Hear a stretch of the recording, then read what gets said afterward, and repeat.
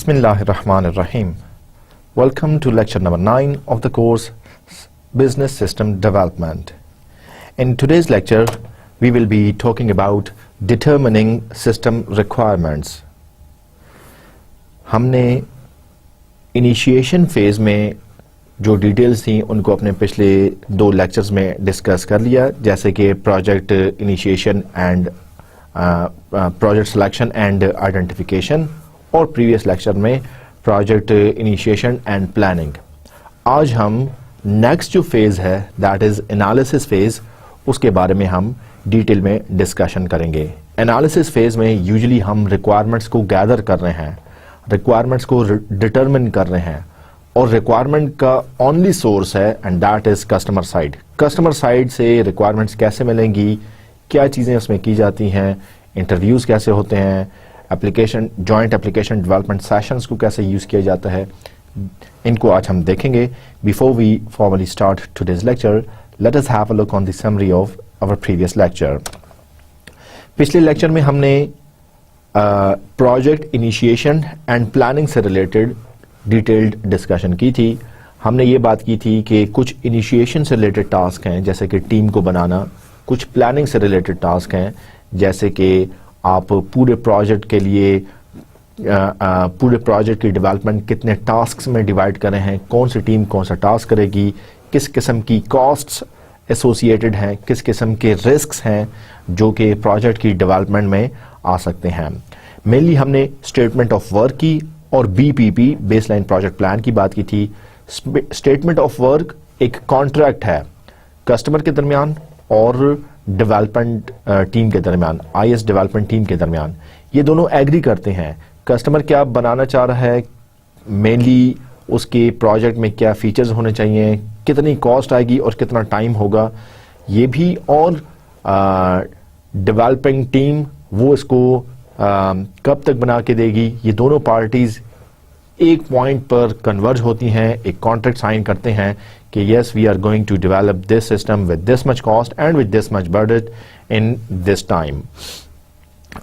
इसके अलावा baseline project plan है जिसमें डिफरेंट सेक्शंस होते हैं और अगेन यहाँ पे भी कस्टमर और आईएस सर्टन चीज़ों पर एग्री करते हैं, सर्टन चीज़ों पर कन्वर्ज होते हैं कि प्रोजेक्ट की डेवलपमेंट ओवरऑल कैसे लेकर चली जाएगी।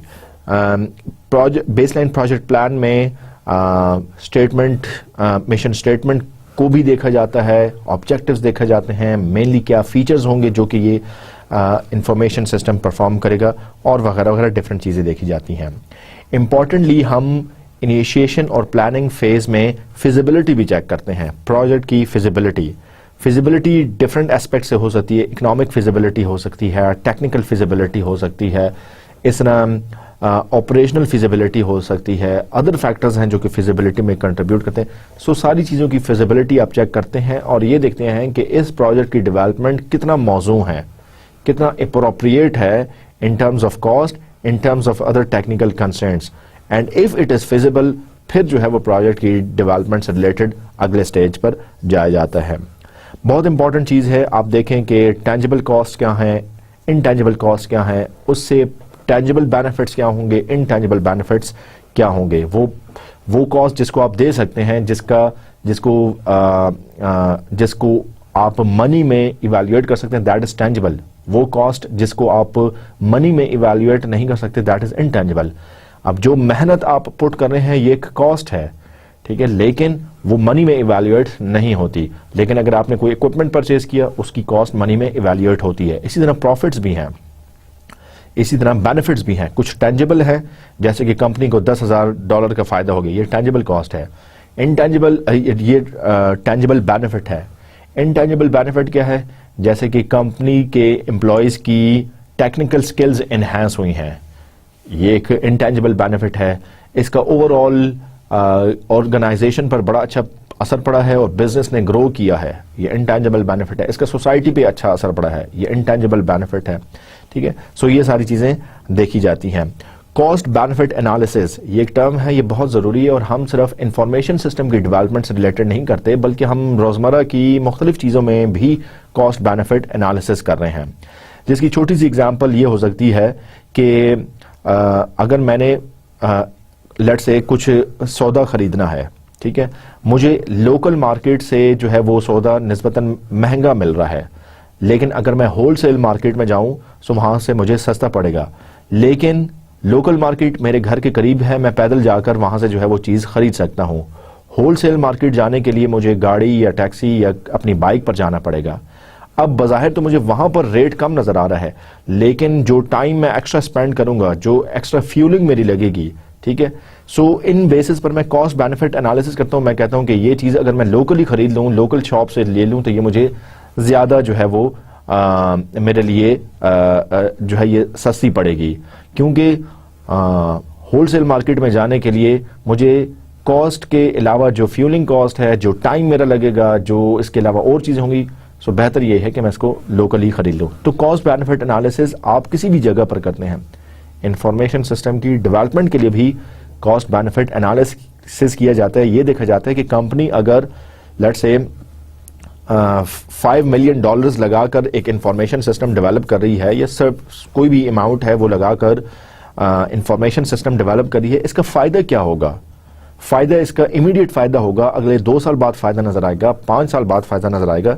सो ये सारी चीज़ें देखी जाती हैं। इसके अलावा ब्रेक इवन एनालिसिस देखा जाता है। ब्रेक इवन एनालिसिस वो पॉइंट है जहां पे कंपनी ना प्रॉफिट कर रही है ना लॉस कर रही है, ठीक है। हो सकता है उस ब्रेक इवन एनालिसिस से पहले जो है वो चीज़ें लॉस में जा रही हों, या पहले जो है वो प्रॉफिट में जा रही हों।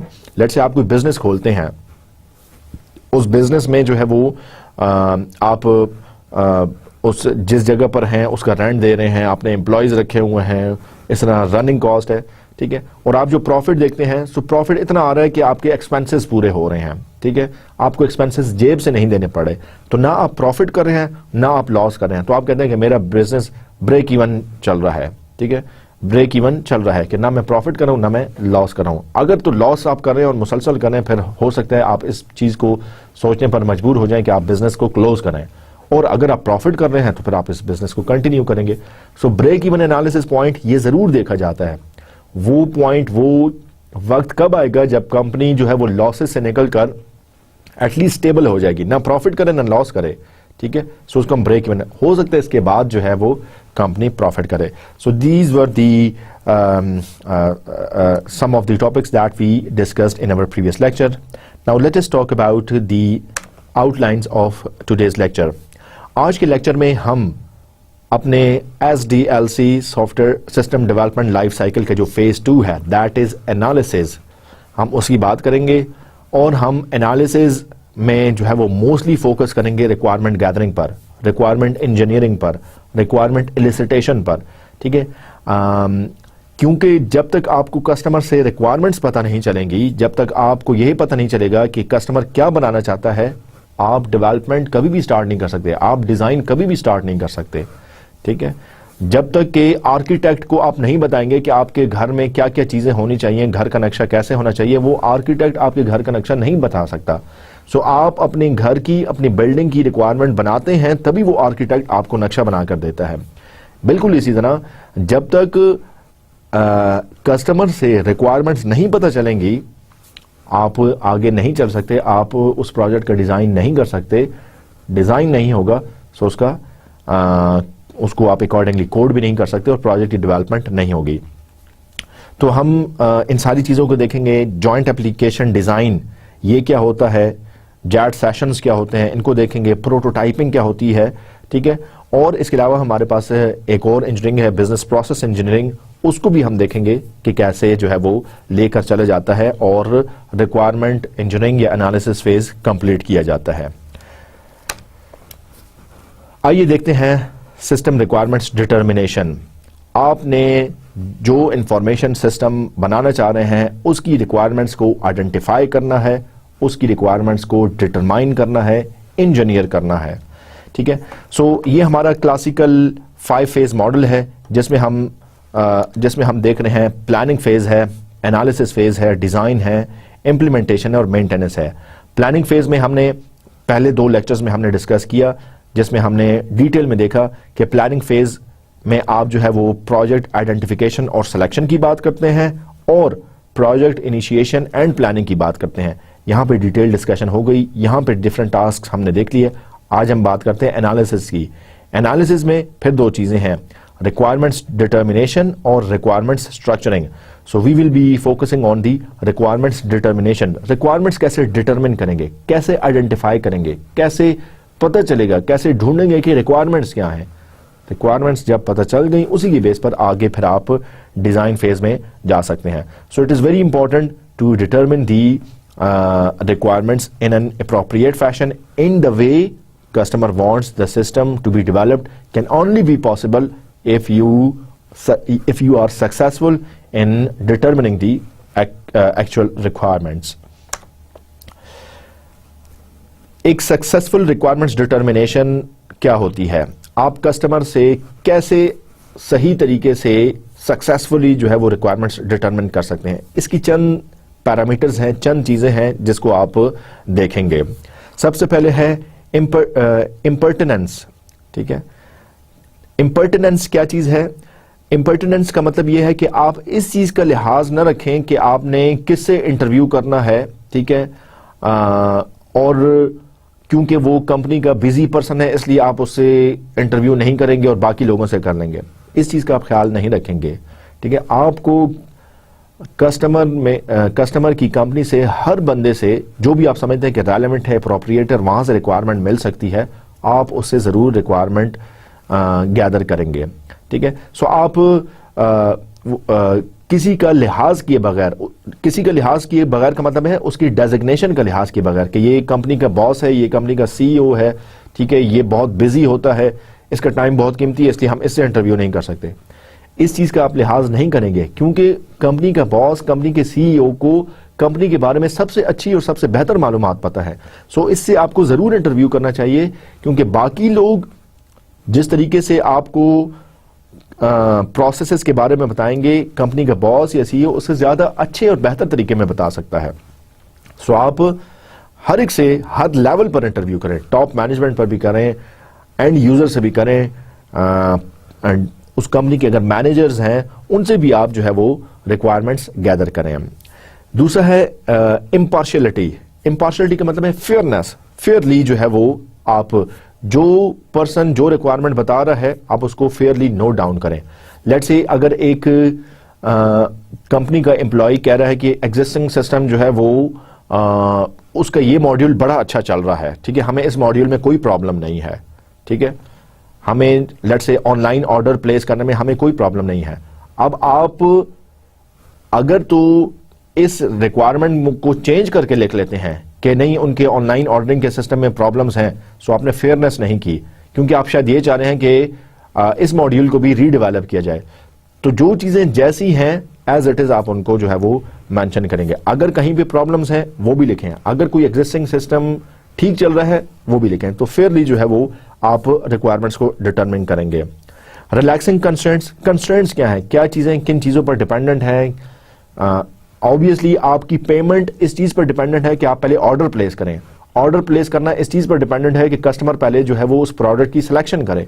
ठीक है, ठीक है। सो कंस्ट्रेंट्स क्या है, इन सारी को भी चीजें इनको भी देखना पड़ता है। Attention to details. बाज चीजें ऐसी हैं, बाज जो है वो सर्टन एरियाज ऐसे आएंगे जहां पे आपको लो लेवल डिटेल्स जो बिल्कुल बारीक बीनियां होती है वहां पर जाकर आपको चीजों को एक्सप्लोर करना पड़ेगा, वहां पे जाकर आपको चीजों को देखना पड़ेगा। ठीक है, सो इन डिटेल्स को देखना मतलब हो सकता है आप रिक्वायरमेंट को कलेक्ट कर रहे हैं, डिटरमिन कर रहे हैं, आपकी नजर में कोई रिक्वायरमेंट गैर जरूरी हो, ठीक है, लेकिन कंपनी की नजर में वो रिक्वायरमेंट बड़ी इंपॉर्टेंट हो। ठीक है, सो आप जो है वो हर डिटेल को केयरफुली और अटेंटिवली जो है वो नोट डाउन करेंगे। और इसी तरह रीफ्रेमिंग का मतलब यही है कि you have to carefully organise, structure, frame the requirements which are being determined by you from the customer. Requirements आपने डिटरमिन कर ली, रिक्वायरमेंट्स किस फॉर्म में आएंगी, डिलीवरेबल क्या है, आउटपुट क्या आई, क्या चीज आपके हाथ में आई है जिसकी बेस पर आप समझ रहे हैं कि रिक्वायरमेंट्स डिटरमिन हो गई हैं। ऑब्वियसली ये जबानी कलामी बात नहीं है कि आपने इंटरव्यू किए और कस्टमर ने आपको जो है वो बता दिया कि हमें सिस्टम ऐसा चाहिए, ऐसे हम ऑर्डर प्लेस करें, कस्टमर को इस तरीके से हम फैसिलिटेट, ये ज़बानी चीज़ें नहीं चलेंगी। इसको प्रॉपर इसकी कोई आउटकम होगी, कोई रिपोर्ट्स बनेंगी, कोई डॉक्यूमेंट बनेंगे, ठीक है। सो वो डिलीवरेबल्स क्या है वो हम देखते हैं। चूंकि रिक्वायरमेंट्स आप मुख्तलिफ तरीकों से कर रहे हैं, रिक्वायरमेंट डिटर्मिनेशन के लिए आप इंटरव्यूज़ भी कर रहे हैं, आप ऑब्जर्वेशंस भी कर रहे हैं, आप एग्जिस्टिंग अगर कोई कंपनी की प्रोसीजर्स हैं, कोई SOPs हैं, स्टैंडर्ड ऑपरेशन प्रोसीजर्स हैं, कोई डॉक्यूमेंट्स हैं, आप उसको भी देख रहे हैं। अगर कोई और सेशंस हैं, कंप्यूटराइज्ड रिसोर्सेज हैं, आप उनको भी देख रहे हैं। सो ये मुख्तलिफ रिसोर्सेज से कोई ना कोई डिलीवरेबल होगा, इंटरव्यू का भी कोई डिलीवरेबल होगा, रिटन जो एग्जिस्टिंग डॉक्यूमेंट्स हैं उनको एनालाइज करने का भी कोई आउटपुट, कोई डिलीवरेबल होगा। सो ये सारी चीजें क्या हैं, इनको आपको देखना होता है। इंटरव्यूज और on site observation. On site observation का मतलब यह है कि आप खुद फिजिकली जाते हैं उस एनवायरनमेंट में, कस्टमर की एनवायरनमेंट में, कस्टमर की ऑर्गेनाइजेशन में जाते हैं, खुद देखते हैं कि लोग कैसे काम कर रहे हैं, कौन सा प्रोसेस जो है वो कैसे चल रहा है, कस्टमर का ऑर्डर कैसे रिसीव किया जाता है, उस ऑर्डर को कैसे प्रोसेस किया जाता है, ऑर्डर को आगे किसको दिया जाता है, पेमेंट कौन रिसीव करता है, पेमेंट किस फॉर्म में आती है। ये सारी चीजें आपको उस वक्त पता चल सकती हैं जबकि आप खुद फिजिकली वहां पे प्रेजेंट हैं। इसको कहते हैं ऑन साइट ऑब्जर्वेशन, खुद आपने ऑब्जर्व किया। दूसरा इंटरव्यूज। इंटरव्यूज आपने कस्टमर से 1-to-1 इंटरव्यू किया, इंडिविजुअल इंटरव्यू किया, या पूरी टीम से, कस्टमर की टीम से इंटरव्यू किया। सो इंटरव्यूज और ऑब्जर्वेशन से क्या आउटपुट आई, क्या डिलीवरेबल आया, इंटरव्यू ट्रांसक्रिप्ट्स, ऑब्जर्वेशन नोट्स और मीटिंग मिनट्स, ठीक है, ये उसकी आउटपुट है, ठीक है। सो आपने रिटनली जो कुछ आपके पास हासिल हुआ वो आपने नोट डाउन कर लिया, मिनट्स ऑफ मीटिंग बना लिए, या जो है वो कोई नोट्स लिख लिए, या इंटरव्यू का 1-to-1 क्या सेशन हुआ वो पूरा ट्रांसक्रिप्ट आपने लिख किया कि ये सवाल पूछा गया, ये जवाब मिला, ये सवाल पूछा गया, ये जवाब मिला, तो पूरा ट्रांसक्रिप्ट डिटेल्स आपने लिख लिए। जो आपने एग्जिस्टिंग डॉक्यूमेंट्स उस कंपनी के देखे, एग्जिस्टिंग स्टैंडर्ड ऑपरेशन प्रोसीजर्स देखे, उनसे आपको क्या एलिसिटेट हुआ, आपको मिशन एंड स्ट्रेटजी स्टेटमेंट्स पता चले, बिजनेस फॉर्म्स पता चले, प्रोसीजर मैनुअल्स पता चले, लेट्स से कोई ट्रेनिंग मैनुअल्स पता चले, कोई सिस्टम की डॉक्यूमेंटेशन है, कोई फ्लो चार्ट्स हैं। सो ये वहां से आपको पता चला। लेट्स से ऑर्डर परचेज करने के लिए आपको एक बिजनेस फॉर्म मिला, ठीक है, कि ऑर्डर जो है वो जब प्लेस होता है तो मैनुअल फॉर्म है जिसपे ऑर्डर नंबर लिखा है, जिसपे कस्टमर अपना नाम लिखता है, अपना नंबर लिखता है, कौन सी चीज उसको चाहिए, कितनी मिकदार में चाहिए, ये वो लिखता है, और किस तरीके से वो पेमेंट करेगा ये लिखता है। सो ये फॉर्म जब आपको पता चला, सो आपको बड़ी आसानी होती है इस चीज को एनालाइज करने में कि चूंकि आप इंफॉर्मेशन सिस्टम डेवलप करने जा रहे हैं, सो ये requirement as it is computerise तरीके से फिट होनी चाहिए। सो एग्जिस्टिंग रिटन डॉक्यूमेंट से भी आपको फैसिलिटेशन हुई। कंप्यूटराइज सोर्सेज से अगर आप रिक्वायरमेंट्स डिटरमिन कर रहे हैं, ठीक है, तो उससे क्या होगा, उसका आउटपुट भी कोई रिपोर्ट्स हो सकती हैं, कोई डॉक्यूमेंट हो सकता है, कोई डिस्प्ले हो सकता है, कोई रिजल्ट्स हो सकते हैं, ठीक है। सो कंप्यूटराइज्ड रिसोर्सेज में आपके जॉइंट एप्लीकेशन डेवलपमेंट है, ठीक है, उसके रिजल्ट्स हैं, केस रिपोजिटरीज हैं, ठीक है, कोई ऐसे आप computer aided software engineering tools use कर रहे हैं, वहां उनको आपने एक्सप्लोर किया, वहां से कोई रिक्वायरमेंट्स आपको पता चली। तो मतलब हर तरीकेकार का कोई ना कोई आउटपुट है, कहीं पे नोट्स मिलेंगे, कहीं पे रिपोर्ट्स मिलेंगी, कहीं पे डॉक्यूमेंट्स मिलेंगे। सो इन सारी चीजों को आप डिटरमिन करते हैं, गैदर करते हैं, और फिर आपको रिक्वायरमेंट एनालाइज करने में आसानी होती है। Let us now talk about the traditional requirement determination method. हमने ये बात कर ली कि आप की सक्सेसफुल रिक्वायरमेंट डिटर्मिनेशन का क्राइटेरिया क्या है, हमने ये बात भी कर ली कि आपके डिलीवरेबल्स क्या होंगे, आपकी आउटकम क्या होगी। अब हम बात करते हैं कि रिक्वायरमेंट डिटर्मिनेशन के क्या तरीकेकार हो सकते हैं। सो जो क्लासिकल ट्रेडिशनल तरीकेकार हैं वो इंटरव्यूज हैं। आप इंडिविजुअल भी इंटरव्यू कर सकते हैं, आप ग्रुप भी कर सकते हैं, आप ऑब्जर्व भी कर सकते हैं, और जिसको मैं ऑन साइट ऑब्जर्वेशन भी कह रहा हूं, और आप जो एग्जिस्टिंग बिजनेस डॉक्यूमेंट्स हैं, एग्जिस्टिंग रिपोर्ट्स हैं, यूजर मैनुअल्स हैं, ठीक है, कोई भी ऐसी चीज है जो कि एग्जिस्ट कर रही है, करंटली कंपनी उसको फॉलो कर रही है, उसको भी आप देख सकते हैं। अगर इंटरव्यू की बात करें तो इंटरव्यू क्या है कि कस्टमर के साथ आप एक डायलॉग करते हैं, ठीक है, उससे आप सवालों जवाब पूछते हैं। यूजुअली इंटरव्यूज में 2 टाइप्स के फॉर्म्स होते हैं, ओपन एंडेड और closed ended.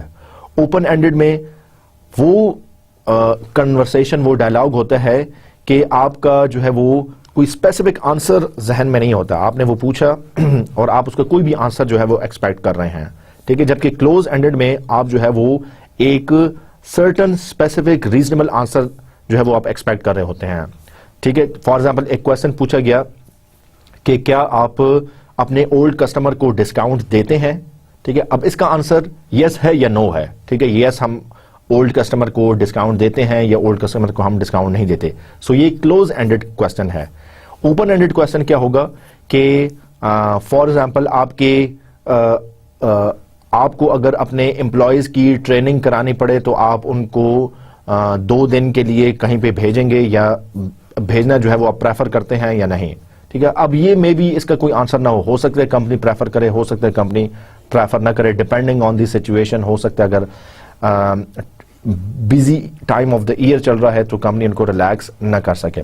So specific questions भी हो सकते हैं जिनके आंसर स्पेसिफिक हैं, कुछ ओपन क्वेश्चंस भी हो सकते हैं। इंटरव्यूज, इफेक्टिव इंटरव्यूज होने के लिए जो आप चीजें जहन में रखें वो ये हैं कि इंटरव्यू पहले से प्लान करें, जिसका मतलब है क्या क्वेश्चंस आपने पूछने हैं वो नोट डाउन कर लें, पहले से अपॉइंटमेंट लेकर जाएं। वेरी इंपॉर्टेंट क्वेश्चंस जो हैं उनको पहले जो है वो आप लिखें, जिसको हम प्राइम क्वेश्चंस कहते हैं, ठीक है।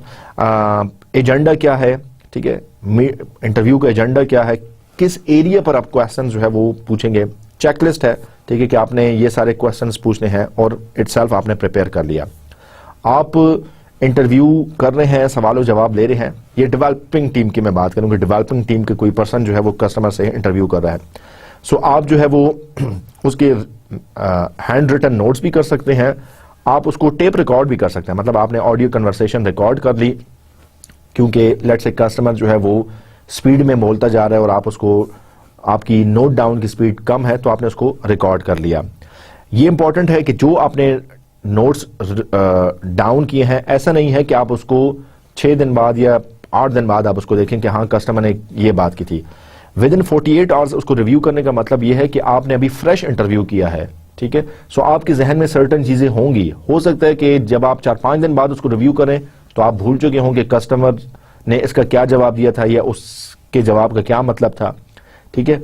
एक और अच्छी जो इफेक्टिव इंटरव्यू की स्किल है वो है न्यूट्रल, मतलब आप बहुत ज्यादा रिपीटेटिव, एग्जॉस्टिव, टेक्निकल क्वेश्चंस भी ना पूछें और आप बहुत ज्यादा सिंपल क्वेश्चंस भी ना पूछें। मतलब कस्टमर में एक नॉन टेक्निकल पर्सन से आप जो है वो कोई टेक्निकल सवाल नहीं पूछ सकते। फॉर एग्जांपल आपके ख्याल में अगर आप कस्टमर से पूछें कि आपके ख्याल में ओपन सोर्स टूल्स अच्छे हैं या लाइसेंस टूल्स अच्छे हैं, अब ये एक ऐसा क्वेश्चन है कि कस्टमर इसमें इंटरेस्टेड नहीं है, कस्टमर को पता ही नहीं है कि ओपन सोर्स और लाइसेंस टूल्स क्या होते हैं, ठीक है। सो आप न्यूट्रली पूछें, मतलब आप उससे ये पूछ सकते हैं कि आपके ख्याल में वो टूल्स यूज किए जाएं जिनकी सपोर्ट शामिल होती है और जिनकी कुछ कॉस्ट होती है, या free of the cost tools जो है वो यूज किए जाएं। सो इस तरीके से आप पूछ सकते हैं। और diverse views, seek diverse views, किसी एक प्रोसेस को, उस कंपनी का पाइन वैली फर्नीचर की ही बात करते हैं, पाइन वैली फर्नीचर का ऑर्डरिंग का एक प्रोसेस है। अब ऑर्डरिंग के प्रोसेस को लेट से टॉप मैनेजमेंट हो सकता है किसी और व्यू से देख रही हो, जो ऑर्डरिंग डिपार्टमेंट के लोग हैं वो किसी और चीज को देख रहे हों, जो अकाउंट्स डिपार्टमेंट की चीज है वो हो सकता है स्लाइटली डिफरेंट तरीके से देख रहे हों। सो मुख्तलिफ व्यूज लें सर्टन प्रोसेस के बारे में, ये पिक्चर को ज्यादा डिटेल में शो करेगा। ये एक इंटरव्यू गाइड है जिसमें हमने एक एग्जाम्पल के तौर पर एक डॉक्यूमेंट लिख लिया है जिसको हम इंटरव्यू करने से पहले जो है वो प्रिपेयर करते हैं, ठीक है। इसमें ये लिखा जा रहा है कि फॉर एग्जाम्पल इंट्रोडक्शन पर आप जो है वो कितना टाइम स्पेंड करेंगे, बैकग्राउंड ऑन द प्रोजेक्ट पर कितना टाइम स्पेंड करेंगे, जो टॉप क्वेश्चंस हैं उस पर आप कितना टाइम स्पेंड करेंगे, लेट्स से टॉप क्वेश्चन 1 पर 5 मिनट्स, टॉप क्वेश्चन 2 पर 2 मिनट्स, ठीक है। किस पर्सन से आप इंटरव्यू करें, किस टाइम पे आपने इंटरव्यू किया है, ठीक है। और जनरल ऑब्जर्वेशंस आपकी क्या थी, स्पेसिफिक ऑब्जर्वेशन आपने जो है वो क्या की हैं। सो वर्बल और नॉन वर्बल इंफॉर्मेशन इसमें शामिल हो सकती है। सो आपने एक डॉक्यूमेंट, एक रिपोर्ट की सूरत में जो है ये एक इंटरव्यू प्रिपेयर किया। आप इंडिविजुअल इंटरव्यूज भी कर सकते हैं और आप ग्रुप इंटरव्यूज भी कर सकते हैं। इंडिविजुअल इंटरव्यू करेंगे, इसका मतलब यह है कि आपको हर पर्सन को टाइम देना पड़ेगा। Let's say company customer organisation के 10 लोग हैं, हर पर्सन से आपने अगर 1 घंटे का इंटरव्यू करना है, ठीक है, तो आपके 10 घंटे लगेंगे। ठीक है, 10 घंटे हो सकते हैं आज 4 इंटरव्यू आप आज करें और 6 इंटरव्यू आप कल करें। ठीक है, टोटल 10 आवर्स, तो interview 1 person at a time होगा। ठीक है, लेकिन एडवांटेज की अगर बात करें तो ये है कि इजियर टू स्केड्यूल है then group interviews. Let's say आप 10 लोगों को अगर इकट्ठा इंटरव्यू करना चाहते हैं तो जरूरी नहीं है कि कस्टमर की टीम के जो 10 लोग हैं वो 10 के 10 सेम टाइम पे अवेलेबल हो सकता है उस दिन कोई किसी छुट्टी पर हो सकता है कस्टमर उन 10 लोगों में से कोई एक बंदा किसी और मीटिंग में हो, किसी और बिजनेस ट्रिप पर गया हो। ठीक है, सो उनको स्केड्यूल करना थोड़ा सा मुश्किल हो जाता है। लेकिन एडवांटेज ये है कि आपने एक ही वक्त में जो है वो इंस्टेड कि आप 10 लोगों से 1-1 घंटे का इंटरव्यू करें, आप 1 ही घंटे में 10 लोगों से इंटरव्यू कर सकते हैं या 2 घंटे में 10 लोगों से इंटरव्यू कर सकते हैं। इंडिविजुअल इंटरव्यू करने का एक नुकसान ये भी हो सकता है कि कंट्राडिक्शंस आ सकती हैं। आपने टॉप मैनेजमेंट से पूछा तो उन्होंने एक प्रोसेस को किसी और तरीके से बताया, आपने उस डिपार्टमेंट के हेड से पूछा तो उसने रिक्वायरमेंट को किसी और तरीके से बताया। सो इनकंसिस्टेंसीज आ सकती हैं, कंट्राडिक्शन आ सकते हैं। लेट्स से आपको इंटरव्यू में पता चला कि ओल्ड एम्प्लॉयज के लिए एक बंदा कह रहा है कि हाँ जी डिस्काउंट हम नहीं देते, दूसरा डिपार्टमेंट या दूसरा कोई बंदा कह रहा है कि हाँ जी हम डिस्काउंट देते हैं। अब ये इनकंसिस्टेंसी आ गई। ठीक है, तो इंडिविजुअल इंटरव्यू करने हैं तो आपको पता नहीं चला। अगर आप ज्वाइंटली बैठे हैं, आपने यही क्वेश्चन पूछा कि हाँ जी आप डिस्काउंट देते हैं नहीं देते, सो वो कस्टमर की टीम में से लोग आपस में डिसाइड करके बता देंगे कि यस डिस्काउंट है या नहीं है। इसी तरह इंडिविजुअल इंटरव्यूज में आपको फॉलो अप डिस्कशंस भी करनी पड़ती हैं जो कि ज्यादा टाइम कंज्यूमिंग है। ग्रुप इंटरव्यूज का मकसद और फायदा भी हो सकता है, जैसा मैंने बताया कि आप अपने टाइम को ज्यादा इफेक्टिवली यूज कर सकते हैं। ठीक है, इस तरह जो है वो अगर उन 10 लोगों में से कोई किसी एक पॉइंट पर एग्री करने हैं वो भी इंटरव्यू करने वाले को पता चल गया, और अगर कोई 10 लोगों में से कोई किसी एक पॉइंट पर डिसएग्री करने वाले हैं वो भी आपको पता चल गया। ठीक है, सो ये सारी चीजें हैं। लेकिन जैसा मैंने बात की कि ग्रुप इंटरव्यूज को स्केड्यूल करना ये थोड़ा सा डिफरेंट है, क्योंकि जरूरी नहीं है कि 10 के 10 लोग जिस टाइम पे आप चाह रहे हैं या जिस टाइम पे 9 लोग अवेलेबल हैं 10वां भी उस पर अवेलेबल हो, क्योंकि उनकी डिफरेंट जॉब कमिटमेंट्स हो सकती हैं। Nominal group technique NGT. NGT क्या है? Process that supports idea generation by groups. ठीक है, नॉमिनल ग्रुप टेक्निक ये एक प्रोसेस है that supports idea generation by groups. मतलब एक ग्रुप है, उस ऑर्गेनाइजेशन का एक ग्रुप है, ठीक है, वो किसी प्रोसेस को कैसे लेकर चलते हैं, उनके ख्याल में चीजों को कैसे लेकर चलना चाहिए। ठीक है, ये एनजीटी में ज्यादा अच्छे तरीके से रिप्रेजेंट होता है। होता क्या है, मेंबर्स हैं, ठीक है, एक ग्रुप की सूरत में आते हैं, ठीक है, और हर पर्सन जो है वो अपने आइडिया को लिखता है। ठीक है, इसी तरह एक फैसिलिटेटर होता है जो कि उस आइडिया को रीड आउट कर लेता है या ब्लैक बोर्ड पर लिख लेता है। उसके बाद जो है वो ग्रुप डिस्कशन होती है और फिर आइडियाज को प्रायोरिटाइज, कंबाइन या सेलेक्ट किया जाता है। नॉमिनल ग्रुप टेक्निक को मैं आपको ऐसे बता सकता हूं कि लेट से आप जो है वो एक फॉर एग्जांपल हम ये कहते हैं कि एक नया कंप्यूटर आपने खरीदना है। ठीक है, एक नया लैपटॉप आपने खरीदना है। ठीक है, अब नया लैपटॉप खरीदने के लिए आप जो है वो मुख्तलिफ लोगों से सजेशन ले रहे हैं। ठीक है, सो नॉमिनल ग्रुप टेक्निक क्या है कि आपने अपने 3-4 दोस्तों को इकट्ठा बुला लिया और आपने बताया कि हाँ जी कौन सा लैपटॉप लें। ठीक है, वो हर एक में से हर बंदा आपके दोस्तों में से अपने पास नोट डाउन कर लेता है कि मेरे ख्याल में डेल का लैपटॉप कोर i5, ठीक है, जिसमें ये फीचर्स हों, ये ज्यादा बेहतर है। ठीक है, दूसरा अपना आइडिया लिख लेता है, तीसरा अपनी ब्रांड लिख लेता है। फिर उसके बाद आप 1 by 1 कहते हैं कि हाँ जी अगर डेल का लैपटॉप कोर i5 खरीदा जाए तो ये कैसा है। बाकी लोग उस पर बताते हैं कि नहीं ये बड़ा कॉस्टली है। ठीक है, इसकी पाकिस्तान में फॉर एग्जांपल सपोर्ट शामिल नहीं है। ठीक है, दूसरा कहेगा कि डेल के बजाय जो है वो चूंकि कॉस्टली है, ठीक है, तो आप जो है वो इसका दूसरा वर्जन है, कोई और ब्रांड है, अगर आप वो खरीदें तो वो ज्यादा मुनासिब है। तो मतलब आपने हर एक का आइडिया डिस्कस किया, ठीक है, उस पर डिस्कशन होती है और फिर आप किसी एक चीज पर फाइनलाइज करते हैं। तो अगर आप इंफॉर्मेशन सिस्टम की डेवलपमेंट की बात करते हैं, सो एनजीटी में क्या होगा कि डिफरेंट आइडियाज हैं। लेट्स से ऑर्डर को कैसे जो है वो प्रोसेस किया जाए, कैसे ऑटोमेट किया जाए। अब पर्सन ए इसको अपने तरीके से बताएगा, पर्सन बी जो है वो अपने तरीके से बताएगा, पर्सन सी अपने तरीके से बताएगा। सो वन बाय वन आप आइडिया लेते हैं और उस पर ओपन डिस्कशन करते हैं, ठीक है, और फिर जो है वो पता चलता है कि जो है वो किसका आइडिया ज्यादा बेहतर है और कैसे जो है वो रिड्यूस्ड टाइम में आप जो है वो अच्छी परफॉर्मेंस कर सकते हैं। अदर अप्रोचेस की अगर बात करें, इंटरव्यूज के अलावा आपकी ऑन साइट ऑब्जर्वेशंस हैं, जहां पे आप खुद यूजर्स को जाके देखते हैं कि वो अपनी जॉब्स कैसे परफॉर्म कर रहे हैं, ठीक है। आप खुद से अपने पास नोट्स लिख रहे हैं, अगर जरूरत पड़े तो वहीं पे ही आपने छोटे मोटे सवाल जो हैं वो भी आपने पूछ लिए, वहीं पे आपने इंटरव्यूज भी कर लिए। दूसरा तरीका है डॉक्यूमेंट एनालिसिस, कि जो कंपनी के एग्जिस्टिंग डॉक्यूमेंट्स हैं, जो एग्जिस्टिंग फॉर्म्स हैं, ठीक है, उसको आप देखते हैं, एक्सप्लोर करते हैं, वहां से चीजों को आपको ज्यादा अच्छे तरीके से भी पता चल जाता है। Analysing procedures and other documents, ठीक है। अब कंपनी जो है वो जाहिर है किसी तरीके कार को लेकर तो चल रही है, कंपनी के पास ऑलरेडी कोई सिस्टम चल रहा है, बेशक वो सिस्टम मैनुअल हो, ठीक है, या बेशक वो सिस्टम कोई कंप्यूटराइज्ड हो, लेकिन उसमें नए फीचर्स बेशक शामिल ना हो, लेकिन कोई ना कोई सिस्टम चल रहा है, ठीक है।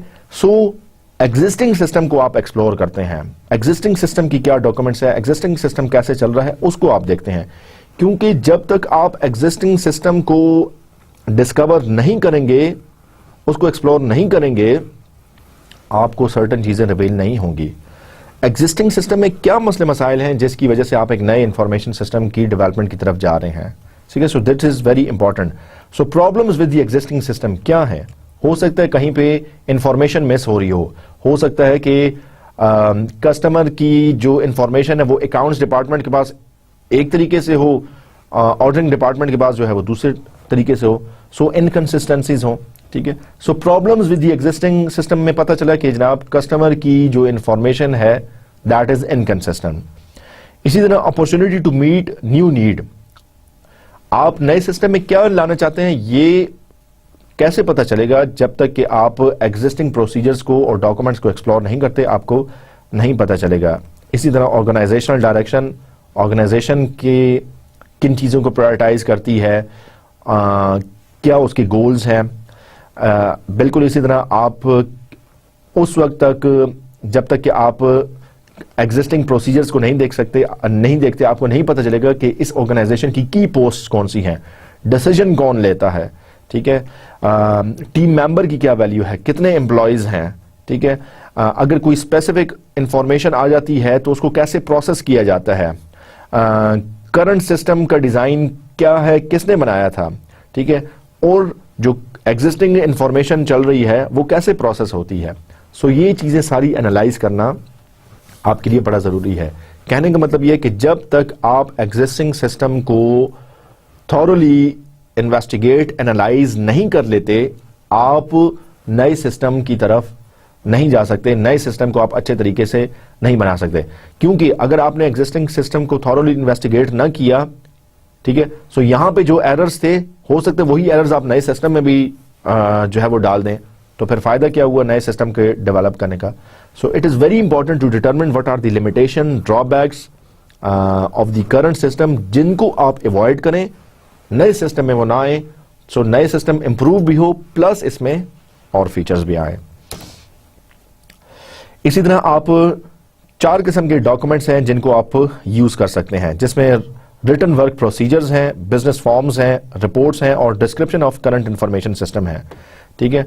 ये कंपनी के एग्जिस्टिंग फॉर्म्स हैं, ठीक है, एग्जिस्टिंग रिटन वर्क प्रोसीजर्स हैं, which is also called standard operation procedures. Company कैसे काम करती है ये सारी चीजें इसमें मौजूद हैं, ठीक है। जिस तरह आपके सेमेस्टर, कोई भी सेमेस्टर शुरू होने से पहले उस पूरे सेमेस्टर का प्लान आता है, ठीक है, कि 6 मंथ्स का या लेट्स से 30 वीक्स का सेमेस्टर है, सो वीक 7 में जो है या वीक 6 में आपका फर्स्ट क्विज होगा, ठीक है, वीक 15 में आपका जो है वो फर्स्ट सेशनल होगा, इसी तरह जो है वो आपका स्पोर्ट्स वीक होगा, इसी तरह आपके सेशनल 2 एग्जाम हैं, इसी तरह आपका जो है वो at the end of 32 week या 30 वीक आपका टर्मिनल एग्जाम होगा और आपका सेमेस्टर क्लोज हो जाएगा, फिर इतने दिन की ब्रेक होगी, फिर अगला सेमेस्टर शुरू होगा।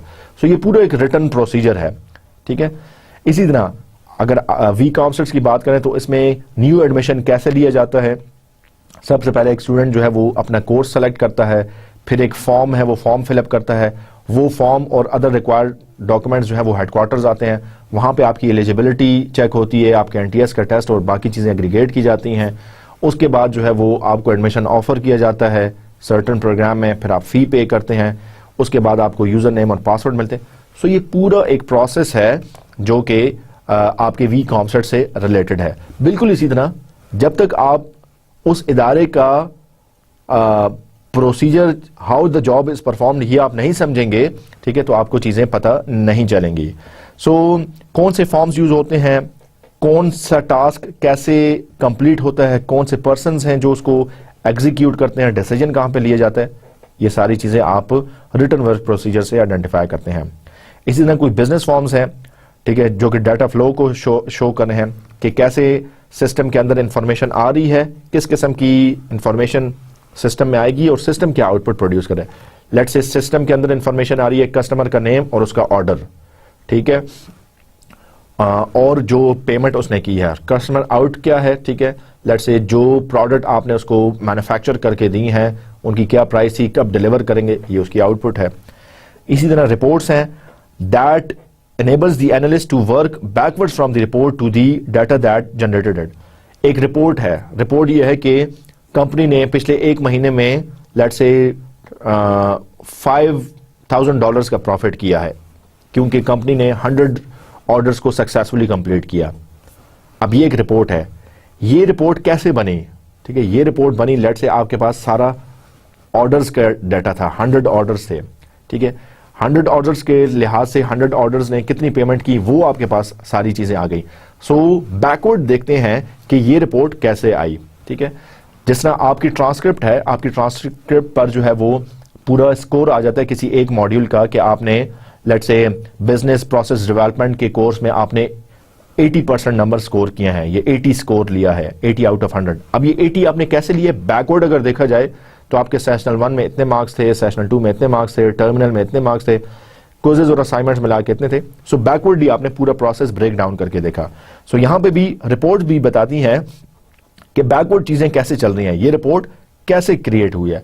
So total 80 out of 100 marks बताने से चीजें इतना नहीं पता चली, जितना आपने बैकवर्ड देखा तो पूरा प्रोसेस पता चल गया कि अच्छा क्विज़ेस भी हैं, असाइनमेंट्स भी हैं, सेशनल्स भी हैं, टर्मिनल एग्जाम्स भी हैं, इन सब के मार्क्स हैं, इन सब की परसेंटेज है और ये सब मिलकर 100% बना रहे हैं। इसी तरह आपकी करंट जो एग्जिस्टिंग सिस्टम चल रहा है उसकी कोई डिस्क्रिप्शन किसी रिटन फॉर्म में मौजूद होगी। अब अगर हम प्रोसीजर की एग्जांपल देखें तो यहाँ पे एक एग्जांपल के तौर पर बताया हुआ है कि guide for preparation of invention disclosure, ठीक है, see faculty and staff manuals for detailed patent policy and routing procedures. तो ये बताया जा रहा है कि इस बिजनेस में जो है वो कैसे चीजें जो है वो प्रोसेस होती हैं, कैसे प्रोसेसेस पर जो है वो सर्टेन टाइप के डिसीजंस जो है वो लिए जाते हैं। तो एक एग्जांपल ऑफ अ प्रोसीजर है।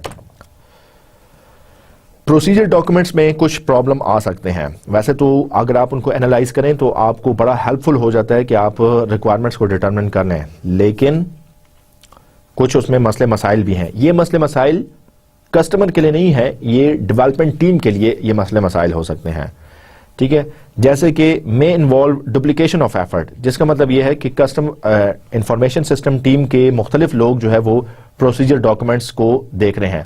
अब आप भी उस डॉक्यूमेंट को, उस प्रोसीजर को देख रहे हैं, आपकी दूसरी टीम, आपकी टीम का दूसरा मेंबर जो है वो भी उसको देख रहा है। सो आप भी एफर्ट कर रहे हैं और एक दूसरा पर्सन जो है वो भी एफर्ट कर रहा है। सो डुप्लीकेट हो गया क्योंकि ये आइडेंटिफाई नहीं था कि प्रोसीजर डॉक्यूमेंट्स हैं कौन से ही, वरना अगर पहले से पता हो तो आप टीम के मेंबर्स आपस में स्पेसिफाई कर लें कि डॉक्यूमेंट 1, 2 को आप देखें, 3, 4 को मैं देख लूंगा। इसी तरह कुछ मिसिंग प्रोसीजर्स भी हो सकते हैं, एक डॉक्यूमेंट 2 लोगों ने देखा, डुप्लीकेट हो गया, लेकिन यह भी हो सकता है कि जो एक और डॉक्यूमेंट था वो किसी ने भी नहीं देखा। सो मिसिंग प्रोसीजर्स भी हो सकते हैं। जिस प्रोसीजर को आप देख रहे हैं हो सकता है वो आउट ऑफ डेट हो, आप तो फॉलो कर रहे हैं, आप तो देख रहे हैं, लेकिन हो सकता है वो डॉक्यूमेंट, उस कंपनी का प्रोसीजर जो है वो पुराना डॉक्यूमेंट हो, अब उसकी जगह कोई नया डॉक्यूमेंट हो, आपको किसी ने बताया ही नहीं या आपको पता ही नहीं चला, ठीक है। और ये भी हो सकता है कि आपको इंटरव्यू में इंफॉर्मेशन एक तरीके से पता चली, जब आपने डॉक्यूमेंट को एक्सप्लोर किया, डॉक्यूमेंट प्रोसीजर को देखा या प्रोसीजर डॉक्यूमेंट को देखा, वहां पे किसी दूसरे तरीके से पता चला, सो कंट्राडिक्शन आ गई। सो ये कुछ प्रॉब्लम्स आ सकते हैं।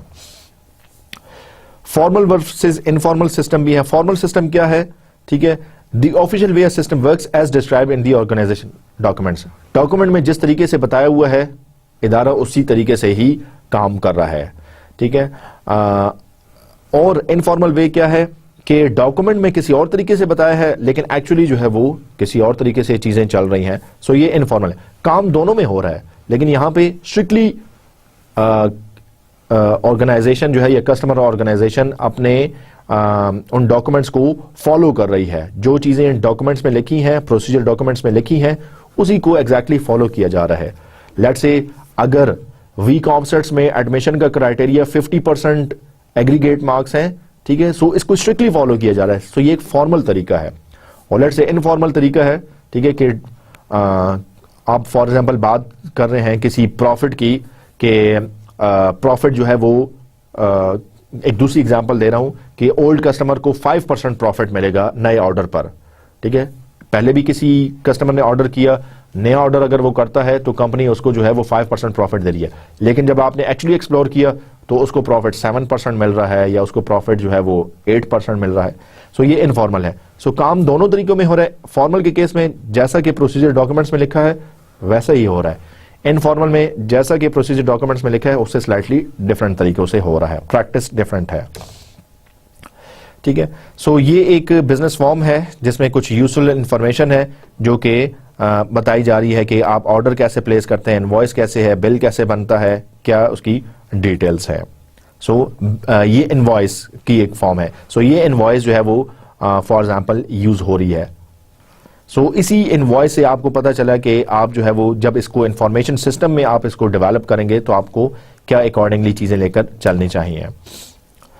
अच्छा, अब अगर हम ऑब्जर्वेशन, ऑन साइट ऑब्जर्वेशन और डॉक्यूमेंट एनालिसिस, इनको आपस में कंपेयर करें, सो देखते हैं कि कौन सी स्कीम, कौन सी टेक्निक ज्यादा यूजफुल है। हमारे पास 3 हैं, इंटरव्यूज हैं, ऑब्जर्वेशंस हैं और डॉक्यूमेंट एनालिसिस है, ठीक है। सो अगर हम ऑब्जर्वेशन और डॉक्यूमेंट एनालिसिस को आपस में कंपेयर करें, सो कौन सी टेक्निक ज्यादा यूजफुल है। इंफॉर्मेशन रिचनेस किस में है?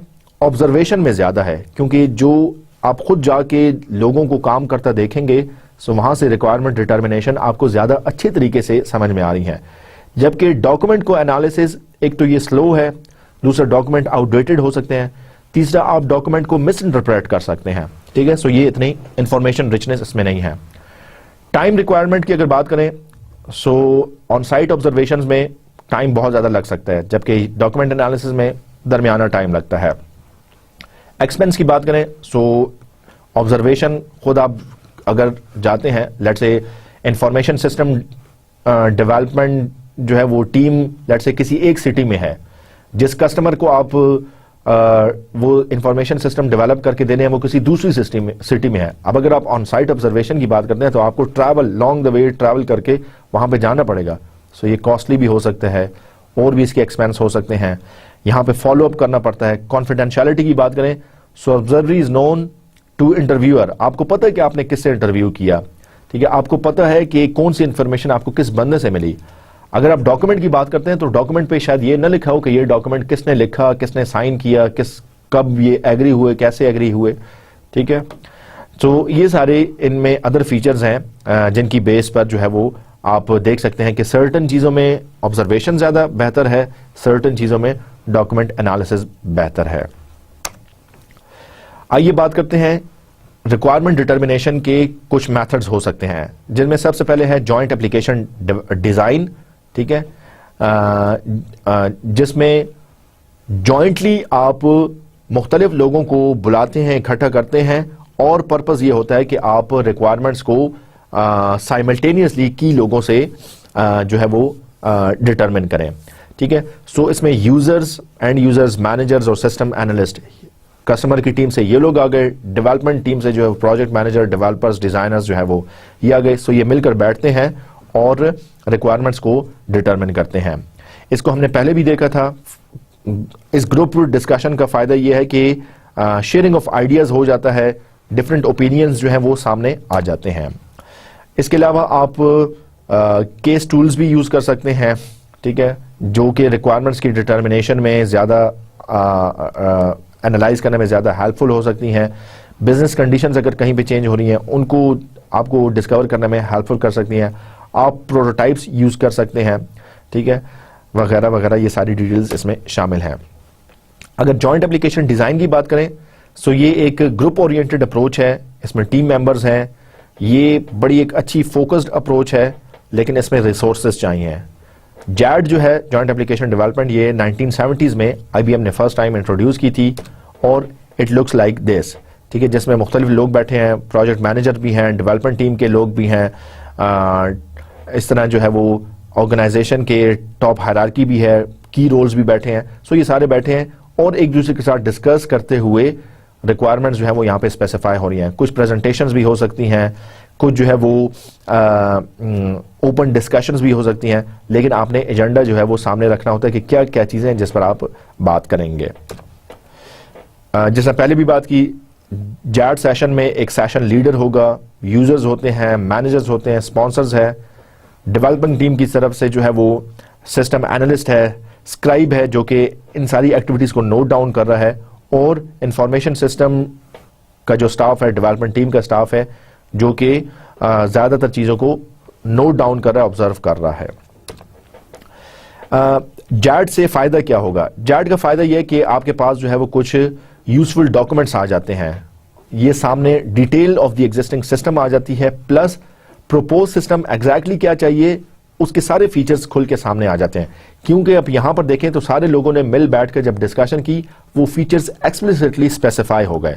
सो features of the propose system आपके सामने जो है वो आ जाते हैं। इसी तरह जो है वो आप केस टूल्स को यूज कर सकते हैं, which helps the analyst to enter system models directly into case, ठीक है। उन केस टूल्स को यूज करके जैड सेशन को आप ज्यादा यूजफुल बना सकते हैं और प्रोटोटाइपिंग वगैरह भी आप यूज कर सकते हैं।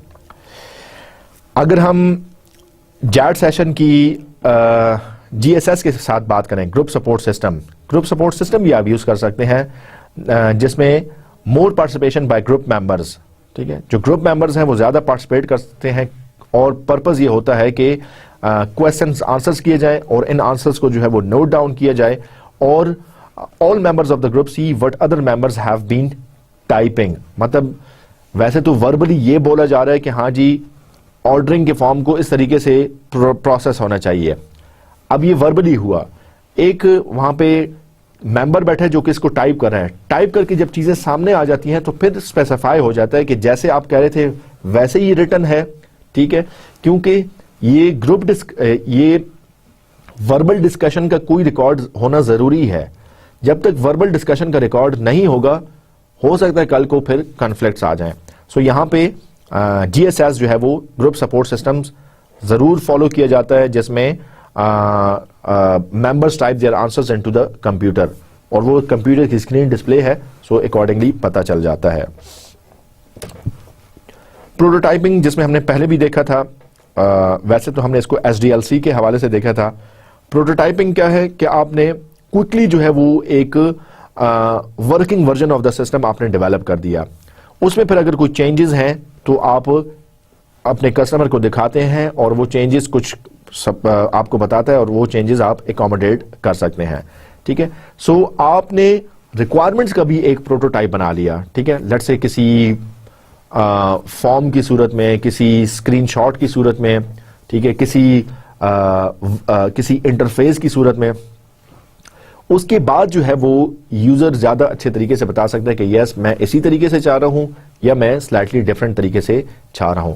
जिसकी एग्जांपल ऐसी है कि अगर आप अपने घर का नक्शा बना रहे हैं, ठीक है, सो आर्किटेक्ट आपको पूरे घर का एक 3D मैप बना के दे दे, ठीक है, आप उसको रिक्वायरमेंट्स बताते जा रहे हैं और इंस्टेड के वो सुनता जाए और बाद में जब घर खड़ा हो तो वो डिफरेंट हो, तो वो पहले आपको घर का प्रोटोटाइप बना के दे देता है, एक मॉडल बना के देता है, एक 3D मॉडल जो कि एक्चुअली एग्जिस्ट कर रहा है वो बना के दे देता है।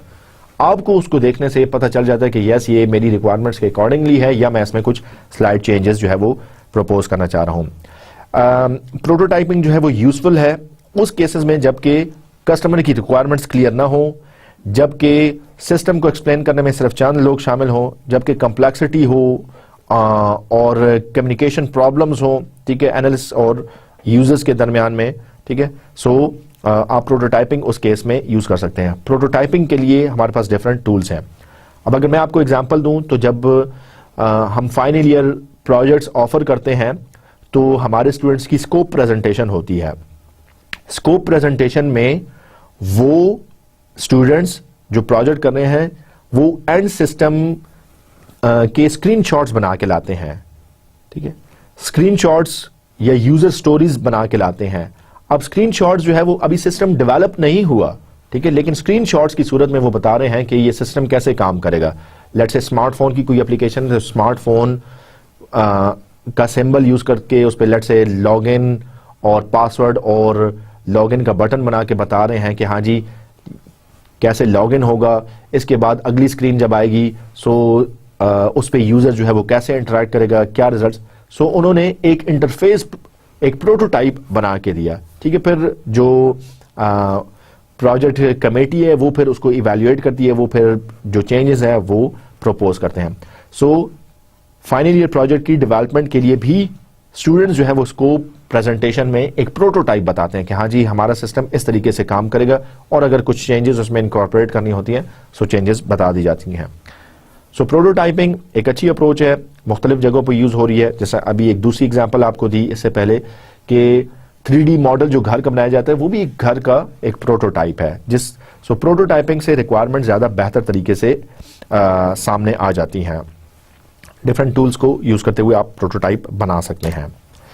प्रोटोटाइप के कुछ नुकसानात हैं, जैसे कि फॉर्मल डॉक्यूमेंटेशन कोई नहीं होगी, आपने कोई एनालिसिस नहीं किया, कोई डिजाइन आपने नहीं किया, आपने क्विकली एक प्रोटोटाइप बनाया, ठीक है। जनरल ऑडियंस क्या कहना चाह रही थी, आम लोग सिस्टम को कैसे इस्तेमाल करेंगे, उसको जो है वो अडॉप्ट करना थोड़ा सा मुश्किल हो जाता है। दूसरा जो है वो sharing data with other system is often not considered. ये प्रोटोटाइप है, आपने बना दिया, वर्किंग वर्जन कुछ बना दिया, ये बाकी सिस्टम के साथ कैसे इंटरेक्ट करेगा, ये कोई बहुत ज्यादा बेहतर तरीके से रिप्रेजेंटेड नहीं होता, ठीक है। और जो सिस्टम डेवलपमेंट लाइफ साइकिल के जो सर्टन चेक्स हैं, सर्टन पॉइंट्स हैं, वो बाईपास हो जाते हैं, उनको आपने स्किप कर दिया। लेट्स से डिजाइन आपने किया ही नहीं और डायरेक्ट आप एक प्रोटोटाइप पर आ गए हैं, ठीक है। सो डिजाइन में ज्यादा अच्छे तरीके से पता चलता है कि रिक्वायरमेंट्स क्या फाइनलाइज हुई थी। इसके अलावा एक और हमारे पास वेरी इंपॉर्टेंट अप्रोच है, जैड जॉइंट एप्लीकेशन डिजाइन और प्रोटोटाइपिंग हम पहले भी देख चुके थे, जो एक नई तरीकाकार है रिक्वायरमेंट को डिटरमिन करने का, दैट इज बिजनेस प्रोसेस री इंजीनियरिंग, बीपीआर। बीपीआर कैसे काम करता है, search for and implementation of radical change in business process to achieve breakthrough improvements in product and services, ठीक है। मतलब ये एक अप्रोच है, एक प्रोसेस है जो ये दिखता है कि कौन सी चेंज लाने से बिजनेस प्रोसेस में कौन सी चेंज लाई जाए ताकि प्रोडक्ट्स और सर्विसेज इंप्रूव हों। जिसका दूसरे अल्फाज में मतलब यही है कि एग्जिस्टिंग सिस्टम में कुछ प्रॉब्लम थे, आप नया क्या प्रपोज कर रहे हैं कि नए सोल्यूशन जो है वो इंप्रूव्ड हो, उसमें सर्विसेज और उसमें प्रोडक्ट्स जो है वो बेहतर तरीके से हो। तो मतलब क्या ऐसी चीज आप नए सिस्टम में ला रहे हैं जिसमें इंप्रूवमेंट है। सो गोल ये है कि reorganise complete flow of data in major sections of an organisation. आप देखते हैं कि उस इदारे में, उस ऑर्गेनाइजेशन में कौन सी चीज प्रायोरिटाइज की जाए, कौन सी चीज जो है वो अकॉर्डिंगली अकोमोडेट की जाए, जिसकी वजह से बेहतर तौर पर सर्विसेज और बेहतर तौर पर प्रोडक्ट्स आ जाती हैं। और दूसरा मकसद ये भी होता है कि अननेसेसरी स्टेप्स को आप एलिमिनेट कर देते हैं, आप उनको स्किप कर देते हैं। सो जो अनवांटेड अननेसेसरी स्टेप्स हैं उनको आप इग्नोर करते हैं, एलिमिनेट करते हैं। फोकस आपका ये होता है कि ओवरऑल नए सिस्टम में क्या एक्सप्लिसिटली फीचर लाया जाए जो कि ज्यादा इस ओवरऑल सिस्टम को एनहांस कर दे। सो इसके कुछ गोल्स ये भी हैं कि कंबाइंड स्टेप्स लिए जाते हैं, फ्यूचर चेंजेस को के लिए रिस्पॉन्सिव बनना, ये इसका एक और गोल है। अच्छा, बीपीआर में आइडेंटिफिकेशन आप कैसे करते हैं, identification of processes to reengineer मतलब किन प्रोसेसेस को, एग्जिस्टिंग सिस्टम के कौन से प्रोसेस हैं जिनको आप री इंजीनियर, रीडेवलप कर रहे हैं, उन प्रोसेसेस को कैसे आइडेंटिफाई करेंगे, ठीक है। So set of activities design to produce specific output for a particular customer और मार्केट। एग्जिस्टिंगली क्या कोई प्रोसेस चल रहा है जिसको आप एनहांस करेंगे तो नए सिस्टम में ओवरऑल इंप्रूवमेंट आएगी। कस्टमर किस चीज को ज्यादा प्रेफर कर रहा है, उस प्रोसेस को कैसे एनहांस किया जाए, ठीक है। सो और कौन सी टेक्निक्स ऐसी यूज की जाएं जो कि रिक्वायरमेंट डिटर्मिनेशन में और ज्यादा हेल्पफुल हो सकती हैं। So again BPR, business process री इंजीनियरिंग का मतलब यह है कि एग्जिस्टिंग सिस्टम के सर्टन प्रोसेसेस को आइडेंटिफाई किया जाए और उनको री इंजीनियर किया जाए ताकि नए सिस्टम में इंप्रूवमेंट्स लाई जा सकें। इसके अलावा आप जिन चीजों को देखते हैं वो है डिसरप्टिव टेक्नोलॉजीज, ठीक है। आप ये देखते हैं कि एग्जिस्टिंग सिस्टम में क्या चीज है जो कि ज्यादा डिले ला रही है, ठीक है, ज्यादा वहां से मसले मसाइल हो रहे हैं। सो आपने प्रॉब्लम्स भी आइडेंटिफाई किए और उन प्रॉब्लम्स को भी आप जो है वो इम्प्रूव करने हैं, उन प्रॉब्लम्स को भी जो है वो आप आइडेंटिफाई करने हैं, चाहे वो टेक्नोलॉजिकल प्रॉब्लम थे या चाहे कोई भी और इश्यूज थे। So overall you are re-engineering certain processes in order to improve the business. In last, let us now talk about the agile methodologies for requirement determination. मतलब एक हमारे पास ट्रेडिशनल वाटरफॉल मॉडल है जिसमें आप planning, analysis, design, implementation, maintenance और support की आप बात करते हैं।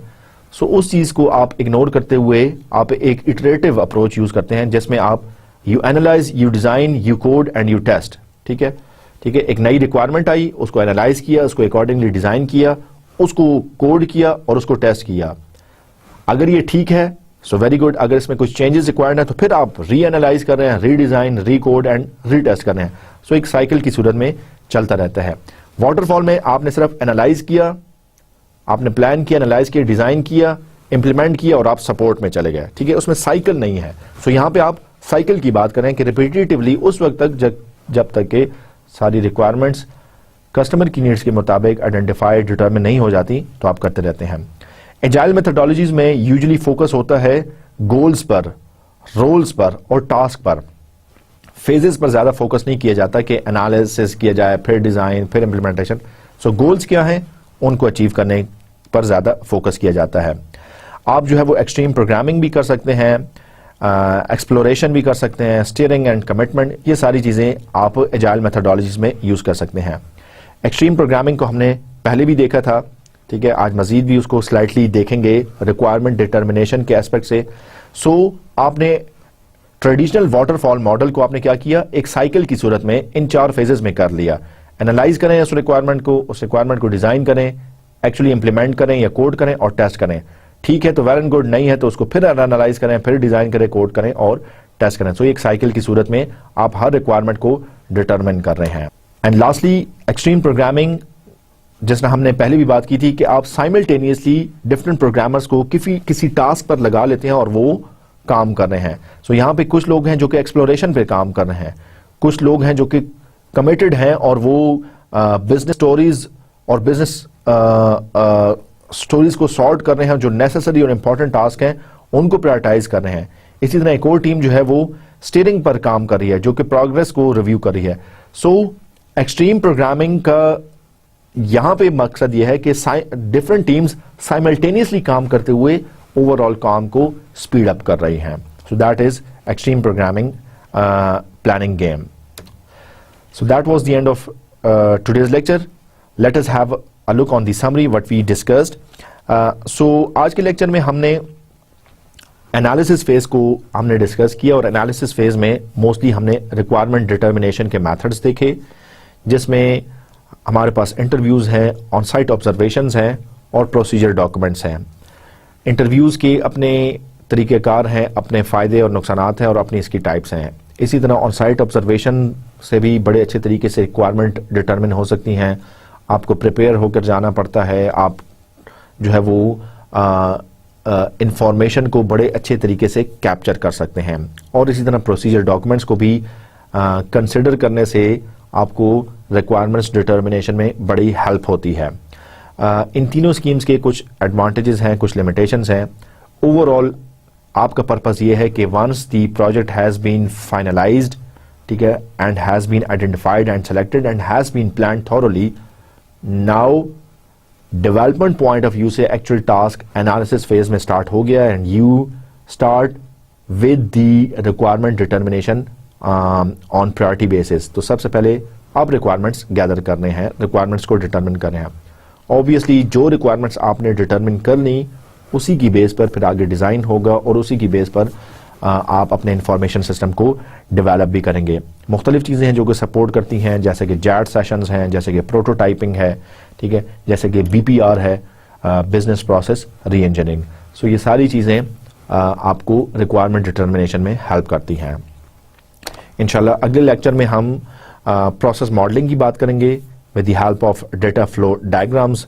डेटा फ्लो डायग्राम्स जो है वो कैसे प्रोसेस मॉडल को रिप्रेजेंट करती हैं, लोअर लेवल डायग्राम्स क्या होती हैं, हाई लेवल डायग्राम्स क्या होती हैं, इसी तरह जो है वो फिजिकल ट्रेंड्स और लॉजिकल ट्रेंड्स क्या होते हैं।